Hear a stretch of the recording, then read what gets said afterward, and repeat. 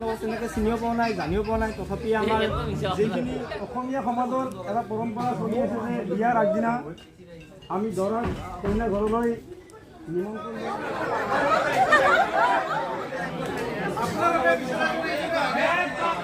আচলতে আমি জানিব খুজিছোঁ আপোনালোকে এনেকুৱা এটা সমিতি দল ক'ৰ পৰা কেনেকৈ আৰু কি উদ্দেশ্যে ইয়াত আহি উপস্থিত হ'লে যদি অকণমান আমাক অকণমান বুজাই কয় আমি নিশ্চয় সুখী হ'ম।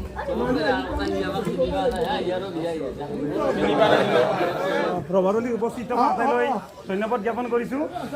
আৰু আমাৰ এখেতে যিহেতুকে অচিনাকি বুলি কৈছে, আমি অচিনাকি স্বত্বেও তেখেতসকলে যিখিনি আমাক আপ্যায়িত কৰিলে তাৰ বাবে আমি তেখেতসকলক আমাৰ তৰফৰ পৰা আন্তৰিক অভিনন্দন জ্ঞাপন কৰিছোঁ। এতিয়া দ্বিতীয় কথাটো আছিল যে আমাৰ অহাৰ উদ্দেশ্যটো কি আছিল সেইটো ক'ব দিছোঁ। আমাৰ অসমীয়া সমাজৰ এটা পৰম্পৰা চলি আছে যে বিয়াৰ আগদিনা আমি দৰাক কইনা ঘৰলৈ নিমন্ত্ৰণ জনাব লাগে বা দৰা বৰণ কৰিব লাগে। আৰু সেই কাৰ্যটো আমি আপোনালোকৰ সহযোগত সঠিকভাৱে ৰূপায়িত কৰিবলৈ আমি আপোনালোকৰ চোতালত থিয় হৈছে। এইটোৱে আমাৰ উদ্দেশ্য।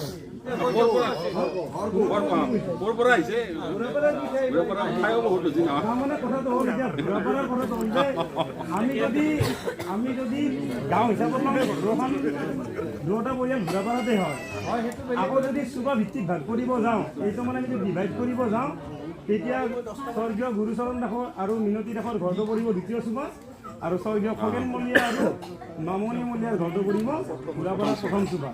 কিন্তু আমি এজন গাঁওবাসী হিচাপে আমি গাঁওখন ডিভাইড কৰিব বিচৰা নাই আৰু সেইকাৰণে আমি ঘূৰাপাৰা বুলি কৈছোঁ।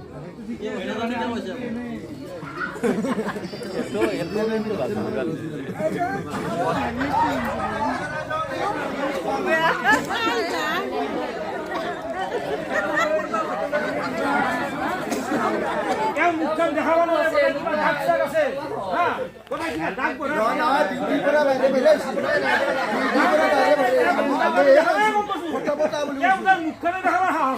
কি ল'ৰা হ'ব আমাৰ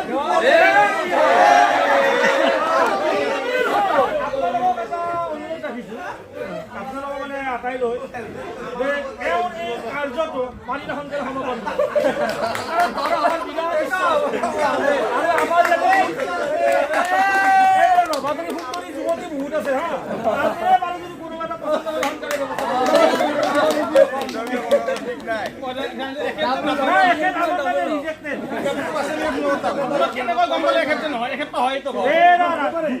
আমাৰ তাতে যায় ফটো উঠি ভাত খাই কি কমাইছা দৰত তাতে আছে আনি চিনিবা চিনিবা বিৰাট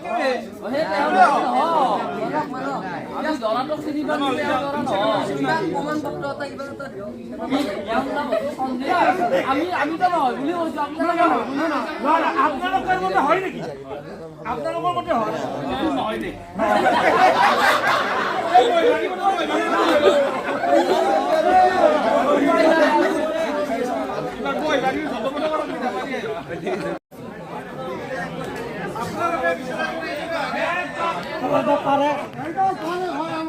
আমি বিচৰা দৰাজন এইজন হয়, আমি তেখেতক আমাৰ অসমত পালিত এখন জনাইছোঁ।